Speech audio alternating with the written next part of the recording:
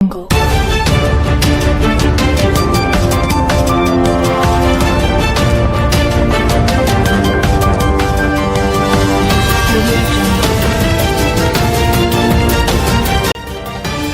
ሰላም ጤና ይስጥልኝ የታማኝ መረጃ ቻናል ተከታታዮች በየሰዓቱና በየዕለቱ የሚወጡ የተመረጡ አዳዲስ መረጃዎችን በየ3 ቀን ጠቅለል አድርገን በሳቢ መልኩ የምናቀርብበት የመረጃ ሰዓታችን ደርሷል። አብራችሁን ቆዩ። ቻናላችንን ሰብስክራይብ፣ ሼር እና ላይክ ማድረግ እንዳትረሱ። አየር ኃይላችን ህወሓት ላይ እርምጃ ወስዷል። የኢትዮጵያ አየር ኃይል የሀገራችንን የብልጽግና ጉዞ ለማደናቀፍ የሚንቀሳቀሱ አሸባሪ ኃይሎች ኢላማ ያደረገ ከባድ የድሮን ድብደባ እያካሄደ ይገኛል። ለአብነትም ግንቦት 28 2018 ዓመተ ምህረት ሌሊት በሰሜን ኢትዮጵያ ትግራይ ክልል ኤርትራ ድንበር የሚንቀሳቀሱ የህወሓት ታጣቂዎች ላይ የማያዳግም እርምጃ ወስደዋል። በዚህ የተጠና ኦፕሬሽን ጽንፈኛው ህወሓትና ወራሪው ሻዕቢያ አደያቦ ልዩ ስሙ ሰንበል የጦር ማከማቻ በድሮን መደርመሱ ተረጋግጧል። እንዲሁም ተተኳሽ ጭኖ የሚጓዘውን ቡድን ሲመራ የነበረው ኮሎኔል ህይወቱ ማለፉን ታማኝ ምንጮች አረጋግጠውልናል። እንደ ምንጮቻችን መረጃ ወደ ባድመ አቅጣጫ በመጓዝ ላይ የነበረው የቡድን ወታደራዊ ኮንቮይ ላይ በደረሰው ጥቃት በርካታ ታጣቂዎች መገደላቸው፣ ክፉኛ ቆስለዋል። የተገደሉ ታጣቂዎች በጅምላ መቀበራቸውና የቆሰሉ ደግሞ በሽራሮ በሽሬና መቀሌ ሆስፒታሎች ላይ ሕክምና ላይ እንደሚገኙ ተሰምቷል። ይህ ብቻ ሳይሆን 5 ተሳቢ መኪኖች፣ 2 ወታደራዊ ተሽከርካሪዎችና 4 ፒክአፕ መኪናዎች ላይ ከፍተኛ የንብረት ውድመት ደርሷል። ይህ የሰሞነኛው የድሮን ጥቃት ወታደራዊ ድል ብቻ ሳይሆን በታጣቂውና በአመራሩ መካከል የነበረው የእዝ ሰንሰለት ሙሉ በሙሉ ያፈራረሰ ታሪካዊ ክስተት ሆኗል። በጽንፈኛ ቡድን አዛዦችና አመራሮች መካከል ከፍተኛ ስጋት፣ ድንጋጤና አለመተማመን እንዲፈጠር አድርጓል። በዚህም መካከለኛው አመራር የላይኛውን አመራር በክህደት እንዲወነጃጀል አድርጓል። ጥቆማ በመስጠትና የድሮን ጥቃት እንዲደርስ አድርገውብናል በሚል በተለያዩ አንዳንድ መካከለኛ አመራሮች ላይ በአዛዦች በኩል እርምጃ እንዲወሰድ በድብቅ ትዕዛዝ መተላለፉ ከውስጥ ሾልኮ የደረሰ መረጃ ያስረዳል። በተለይ ጸረ ድሮን ታጥቀናል እያለ ህዝቡን ሲያሞኝ የከረመው ጀነራል ምግበ ኃይሌ የሚይዘውና የሚጨብጠው አጥቷል። ይህንንም ተከትሎ ከፍተኛ ሰብአዊና ቁሳዊ ኪሳራ ያስተናገደ ቡድን ጥቃቱ ሰላማዊ ሰዎች ላይ ያተኮረ እንደሆነ አድርጎ ለማቅረብ ለዲፕሎማቲክ ማህበረሰቡ ደብዳቤ ሊጽፍ በዝግጅት ላይ መሆኑ ታውቋል። አሁን ቡድኑ ጉዳዩን የፕሮፓጋንዳ ፍጆታ ለማድረግና የዓለም አቀፍ ማህበረሰቡን ጆሮ ለማግኘት በማሰብ እርምጃው ሌላ መልክ ሊሰጠው እየሞከረ እንደሚገኝ መሆኑ ተረጋግጧል። ሆኖም ቀደም ሲል ቡድኑ ባወጣው መግለጫ በጥቃቱ የራሱ ታጣቂዎች ላይ ጉዳት የደረሰ መሆኑን በመግለጽ ትክክለኛ እርምጃውን ኢላማ በራሱ ግልጽ ያደረገ መረጃ አጋርቷል። በተመሳሳይ የኢፌድሪ አየር ኃይል እርምጃ መረጃ በኦሮሚያ ክልል ሰሜን ሸዋ ዞን ደገም ወረዳ ሌሊሳ አሊ ዶሮ በተባለ ቀበሌ የሚንቀሳቀሰው የሸኔ ቡድን ላይ አስደናቂ እና የማያዳግም እርምጃ ተወስዷል። በዚህ የታቀደና በተቀናጀ የድሮን ጥቃት በአካባቢው ህዝብ ላይ ከፍተኛ ስጋት ደቅነው የነበሩ የሽብር ቡድን አመራሮችና አባላት መገደላቸው ተረጋግጧል። እርምጃውን ተከትሎ የቡድኑ እቅድና መዋቅር ሙሉ በሙሉ እንዲፈራርስ መደረጉ ከምንጮች የደረሱ መረጃዎች ያመላክታሉ። በተጨማሪ ጸጥታ ኃይላችን በአርሲ ዞን የተለያዩ ወረዳዎች አሰቃቂ ጥቃት ሲፈጽሙ የነበሩ የሸኔ ታጣቂዎች እያደነ ይገኛል። በዚህም የኦሮሚያ ክልል ኮሚኒኬሽን ጉዳዮች ቢሮ ኃላፊ አቶ ኃይሉ አዱኛ በአርሲ የተፈጸመው ድርጊት ሆን ተብሎ የሃይማኖት ግጭት ለማነሳሳት ታቅዶ የተፈጸመ የሽብር ኃይሎች ድርጊት መሆኑን ተረጋግጧል። ጸጥታ አካላት ከህብረተሰቡ ጋር ትብብር በማድረግ አፋጣኝ የሆነ እርምጃ በመውሰድ አካባቢውን ከቡድኑ አስለቅቀው በመቆጣጠር የከፋ ጉዳት እንዳይደርስባቸው ማድረግ መቻላቸውን አሳውቀዋል። መንግስት በወሰደው እርምጃ የአርሲ ዞን ሰላም ወደ ነበረበት መመለሱን ገልጾ ተጎጂዎችን ለመካስና መልሶ ለማቋቋም የሚያስችል ስራ እየተሰራ መሆኑ ተናግረዋል።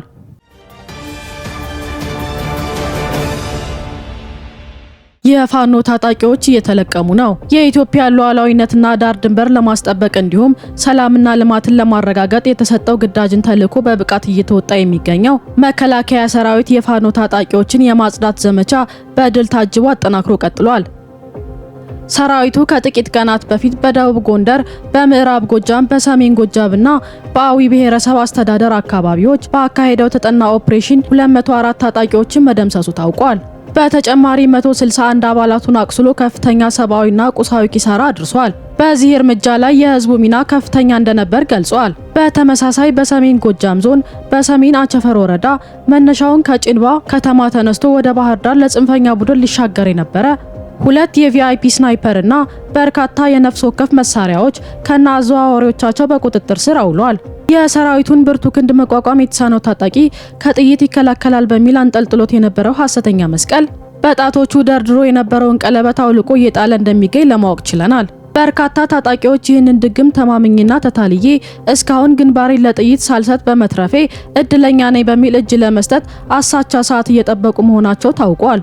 በተጨማሪ በትግላቸው ተስፋ ቆርጠውና በአፋብኃን አደረጃጀት ደስተኛ ያልሆነው አብዛኛው ታጣቂ ዘመነ ካሴ ላይ ተቃውሞ አስነስቷል። በዚህም ዘመነ ካሴ የመምራት ብቃት እንደሌለው በተደጋጋሚ በመግለጽ የሚታወቀው ብዙአየሁ አስመራ ለሚገኘው ዘመነ በዋትስአፕ እናንተ በአካል የማትመሩትን አደረጃጀት በየቀኑ እየመሰረታችሁ እኛ መስዋዕትነት እየከፈልን አንቀጥልም፣ ስለሆነም እኔ ለራሴ አደረጃጀት እመሰርታለሁ ሲል መልእክት ማስተላለፉ ሾልኮ ወጥቷል። በሌሎች አካባቢዎች ውስጥ ያሉ የአፋብኃን አመራሮች በተመሳሳይ የራሳቸውን ኃይል እየያዙ በራሳቸው መንቀሳቀስ መጀመራቸው ተረጋግጧል። በተያያዘ መረጃ በፋኖ ታጣቂዎች መካከል የተፈጠረ የውስጥ ሽኩቻ ተጧጡፎ ማብረጃ የሌለው እልቂት ውስጥ ገብቷል። በምዕራብ ጎንደር ዞን ሽንፋ አካባቢ በሚንቀሳቀሰውና የመይሳው ካሳ 2ኛ ኮር አድዋ ክፍለ ጦር ተብሎ የሚጠራው የታጣቂዎች ስብስብ ውስጥ ከፍተኛ መሪ የነበረው መንግስቱ የተባለ ግለሰብ በሌላኛው የታጣቂ ቡድን መሪ ዮሐንስ ንጉሱ ታጣቂዎች ትዕዛዝ እርምጃ በእርስ በርስ ግጭት መገደሉ ተረጋግጧል። በተመሳሳይ በዚህ ጦር ቋራ ወረዳ በደላ ቀበሌ በጃውሳው ታጣቂ ቡድን ውስጥ ለውስጥ ግጭት መከሰቱንና በዚህም የቡድኑ አመራሮችና አባላት መገደላቸው ታውቋል። በተጨማሪ አፋብኃን ሌባና የህወሓት ተላላኪ መሆኑን የተረዳው በርካታ የጎንደር ፋኖ አመራር አካባቢውን ከዚህ አደረጃጀት ለማጽዳት በጋራ መነሳቱ ታውቋል። በዚህም እነ ባየቀናው ከነመሳፍንትና ደረጃ ኃይሌ ጋር በመሆን እነ ዮሐንስ ንጉሱንና መሰል የጎንደር አፋብኃን አመራሮችን ለማጽዳት እርምጃ መውሰድ መጀመራቸው ታውቋል። ይህ በእንዲህ እንዳለ የህወሓት መሪ ደብረጽዮን ገብረ ሚካኤል የፋኖ አደረጃጀት ተጠቅመን አማራ ክልልን በኢኮኖሚ እያደቀቅን እንገኛለን ሲሉ በኩራት ተናግረዋል። ደብረጽዮን ወልቃይትና ራያን ለማስመለስ ከፋኖ ጋር ስምምነት ላይ ስለደረስን ከተከዜ ዘብ ጋር ብቻ መግጠም ነው የሚቀረን በማለት ጦርነት ለመክፈት ዝግጅት እያደረጉ መሆናቸው አረጋግጠዋል። የተከዜ ዘቦችን ለመጨፍለቅና ወልቃይትን ለመቆጣጠር የሚከብደን አይሆንም ሲሉ የፓርቲዎች ሰዎችን ሰብስቦ መናገሩን የውስጥ ምንጮቻችን አረጋግጠውልናል። በተመሳሳይ በራያ አላማጣ ወረዳና አላማጣ ከተማ የሚንቀሳቀሱ የፋኖ አንዳንድ አመራሮች ጠቀም ያለ ገንዘብ ከህወሓት በመቀበል በሰሜን ወሎ ዞን በመግባት ቦታዎችን እንዲይዙና ለህወሓት እንዲያስረክቡ መስማማታቸው ታውቋል። ለዚህም አርሚ 24 አስፈላጊ ሆኖ ሲገኝ የኃይል እገዛ እንዲያደርግላቸው መግባባት ላይ መድረሳቸው ተረጋግጧል።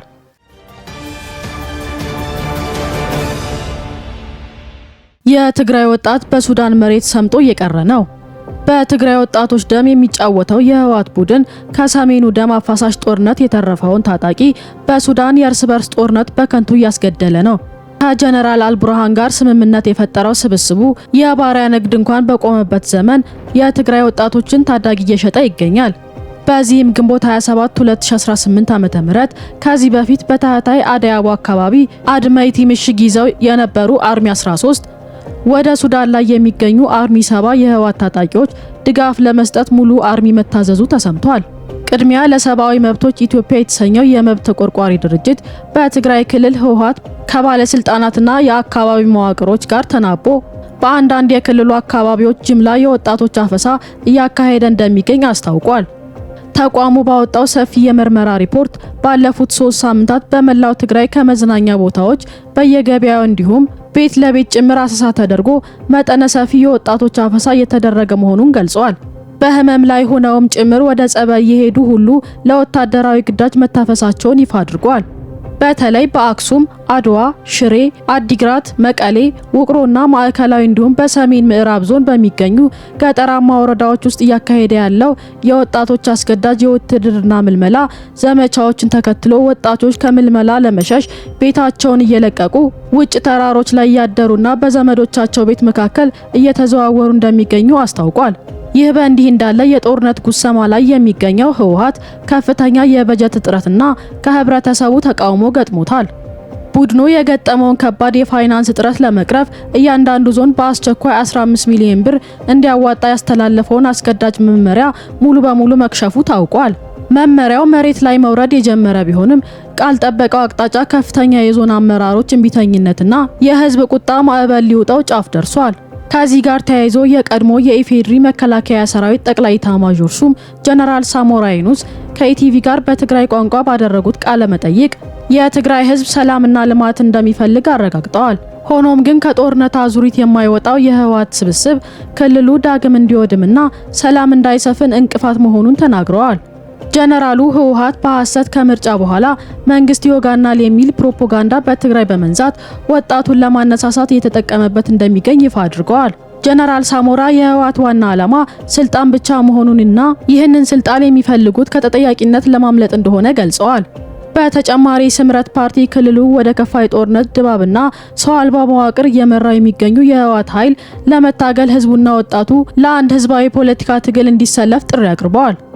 በመሆኑም መላው የለውጥና ሰላም ፈላጊ ትግራዋይ ይህንን ህዝባዊ የፖለቲካ ትግል ተቀላቅሎ ራሱን ነፃ ማውጣት አማራጭ የሌለው አማራጭ መሆኑን ተረድቶ ትግሉን ለመቀላቀል ዝግጁ ሊሆን ይገባል።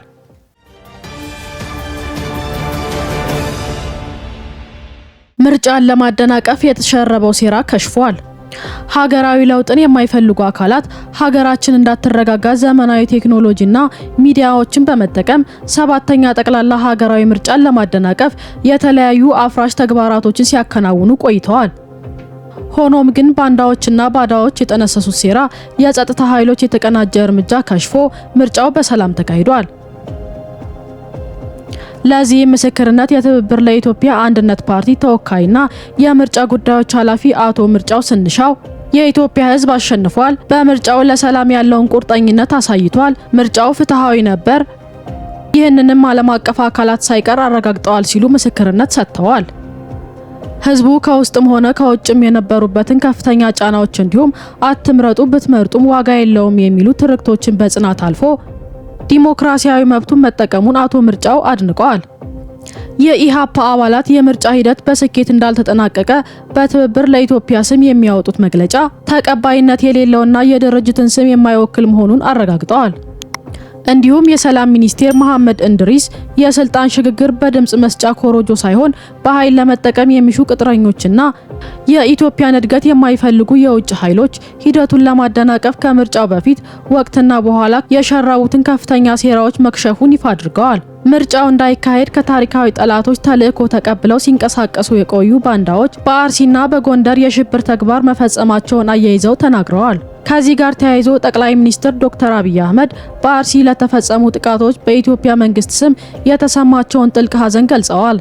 እነዚህ ጥቃቶች የሀገሪቱን ብሔራዊ እድገት ለማደናቀፍ ከሚሹ አካላት ማለትም በአማራና በኦሮሚያ ክልል ከሚንቀሳቀሱ የሀገር ውስጥ አማጽያን ቡድንና ለሀገሪቱ ሁለንተናዊ እድገት ጥላቻ ካላቸው የውጭ ኃይሎች ጋር በጥምረት የተከናወነ መሆኑን አስረድተዋል። ከዚህም በተጨማሪ ምርጫን ለማደናቀፍ የታሰቡ ሴራዎች በማምከን የሀገር ሉዓላዊነትን ያረጋገጠ የጸጥታ ስራ መሰራቱን ተናግረዋል። በተመሳሳይ የኢትዮጵያ ሰብአዊ መብቶች ኮሚሽን ከሰሞነኛ የአርሲ ጥቃት ዙሪያ ገለልተኛ ማጣራት በማድረግ በክርስቲያን አማኞች ብቻ ሳይሆን በእስልምና አማኞች ላይ እንዲሁም በቤተ ክርስቲያን ብቻ ሳይሆን በመስጂድም ጭምር በወቅቱ ጉዳት መድረሱን የእማኞችን ጥቃት የደረሰበት መስጂድ ስም ጭምር በመጥቀስ ጥቃቱ ሃይማኖት ተኮር አለመሆኑን ተጨባጭ ማረጋገጫ ሰጥተዋል።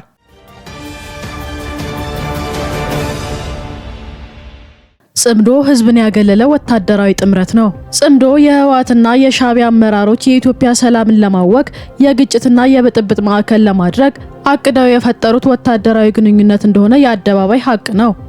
ጥምረቱ የሁለቱ ወታደራዊ ግንኙነት መሆኑ በትግራይ መሬቶች የኤርትራ ወታደሮች ሰፍረው እንደሚገኙ እንዲሁም ትብብር እንደሚያደርጉ ጭምር ዓለም አቀፍ ሚዲያዎች ሳይቀሩ ያረጋገጡት እውነት ነው።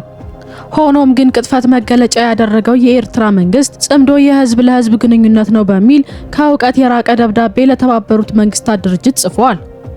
ይህ ለተመድ ጽምዶ የህዝብ ለህዝብ ግንኙነት ነው በሚል የገባው መረጃ ፍጹም ሐሰተኛና የሽፋን አካሄድ ነው። ለዚህም ማረጋገጫ የህወሓት ሚዲያዎች ጽምዶ የህዝብ ለህዝብ ግንኙነት ነው እያሉ ሲያሰራጯቸው የነበሯቸው የሽፋን መረጃዎች ወደ ጎን በመተው በርካታ ድምጽ አልባ ቪዲዮዎችን ወታደራዊ ጽምዶ ተጀምሯል ከሚል ጽሑፍ ጋር በስፋት እያዘዋወሩ ይገኛል። በርካታ እንደ ዘ ኢኮኖሚስትና አፍሪካ ኢንተለጀንስ ያሉ ዓለም አቀፋዊ ሚዲያዎች የሻዕቢያንና የህወሓት አመራሮች የጀመሩትን ግንኙነት የህዝብ ለህዝብ ትስስርን ለመፍጠር ያለመ ሳይሆን ፖለቲካዊና ወታደራዊ እንደሆነ የተለያዩ ማስረጃዎችን በማቅረብ አጋልጧል። ይህም ህወሓት ከፌዴራል መንግስቱ እውቅና ውጭ ከውጭ ኃይሎች ጋር ግንኙነት እንዳያደርግ የሚያደርገው የፕሪቶሪያል ስምምነት በግላጭ ያፈረሰ እና ለፌዴራል መንግስቱ የጦርነት ግብዣ እያቀረበለት እንደሚገኝ የሚያረጋግጥ ነው። ከዚህም በተጨማሪ የጦር ኃይሎች ኢታማዦር ሹም ፊልድ ማርሻል ብርሃኑ ጁላ ጽምዶ ብለው የመጡት ጠላቶቻችን ዛሬ የጀመሩት ሳይሆን በ1960ዎቹ የተጀመረና ቀይ ባህርን ያሳጣን የባንዳዎችና ባዳዎች የተቀናጀ ሴራ መሆኑን አስረድተዋል። ባለፈው ሳምንት በሁርሶ ወታደራዊ ማሰልጠኛ ተቋም የተመራቂዎች ፕሮግራም ላይ ተገኝተው ንግግር ያደረጉት ፊልድ ማርሻሉ ታሪካዊ ጠላቶችና ምቀኛ ጎረቤቶች ተቀናጅተው የውስጥ ባንዳ ቀጥረው አገራችንን ለማፍረስ እያሴሩ ያሉበት ጊዜ መሆኑን ገልጸዋል። በመከላከያ ሰራዊት አከርካሪያቸው ተመተው ተሽመድምደው ጣረሞት ላይ መሆናቸው አሳውቀዋል። የዛሬው የ3 ቀን መረጃዎቻችን እነዚህን ይመስላሉ። በቀጣይ ወቅታዊና ታማኝ መረጃዎች እንዲደርሷችሁ ቻናላችንን ሰብስክራይብ ማድረግ እንዳትረሱ።